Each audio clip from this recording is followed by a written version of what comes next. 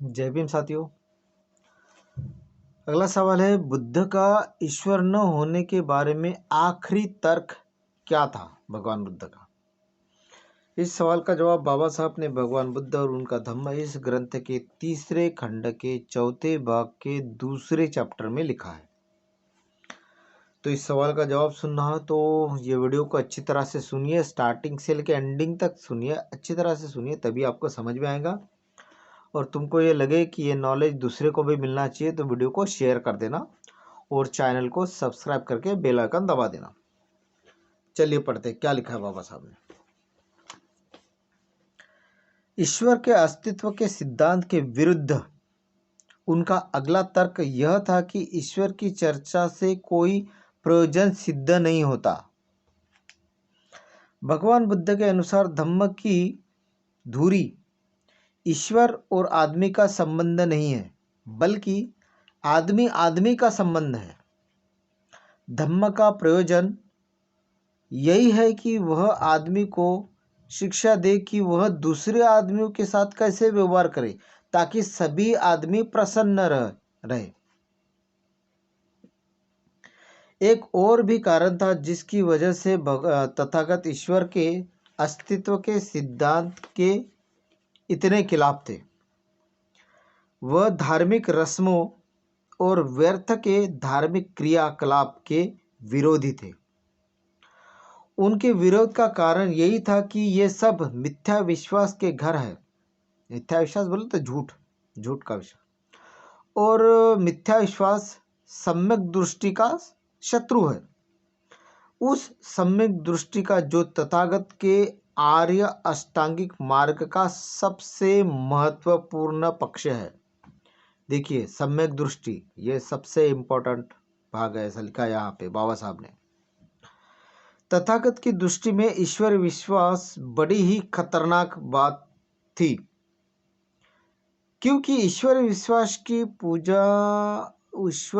की प्रार्थना और पूजा की सामर्थ्य में विश्वास का उत्पादक है, और प्रार्थना करने की जरूरत ने ही पादरी पुरोहित को जन्म दिया है, और पुरोहित ही वह शरारती दिमाग था जिसने इतने अंधविश्वास को जन्म दिया और सम्यक दृष्टि के मार्ग को अवरुद्ध कर दिया।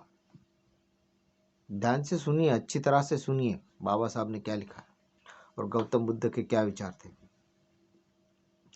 ईश्वर के अस्तित्व के विरुद्ध दिए गए इन तर्कों में से कुछ व्यवहारिक थे, कुछ मात्र सैद्धांतिक थे।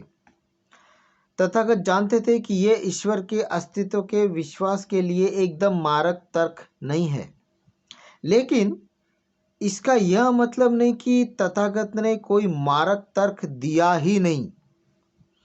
एक तर्क उन्होंने दिया जो निश्चयात्मक रूप से ईश्वर विश्वास के लिए प्राणघातक है। यह उनके सिद्धांत के अंतर्गत आता है। इन सिद्धांत के अनुसार ईश्वर के अनुसार ईश्वर का अस्तित्व है या नहीं, यह मुख्य प्रश्न ही नहीं है। न यही मुख्य प्रश्न है कि ईश्वर ने सृष्टि की रचना की है या नहीं है। असल प्रश्न यह है कि रचयिता ने सृष्टि किस प्रकार रची। यदि हम इस प्रश्न का ठीक उत्तर दे सके कि संसार की रचना कैसे हुई, तो इसमें से ईश्वर के अस्तित्व के सिद्धांत का कुछ औचित्य सिद्ध हो सकता है। महत्वपूर्ण प्रश्न यह है कि क्या ईश्वर ने सृष्टि भाव में से उत्पन्न की या अभाव में से उत्पन्न की। अब भाव में से और अभाव में से, इसका मतलब यह, भाव बोले तो किसी पदार्थ में से उत्पन्न की। भाव का मतलब होता है पदार्थ, किसी पदार्थ में से उत्पन्न की, या अभाव से बोले तो कोई पदार्थ ही नहीं है, यानी जीरो, शून्य से पैदा की।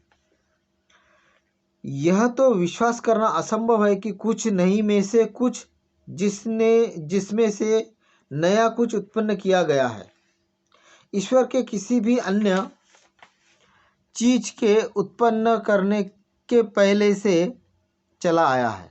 इसलिए ईश्वर उस कुछ का रचयिता नहीं स्वीकार किया जा सकता, कुछ उसके भी अस्तित्व के पहले चला आ रहा है।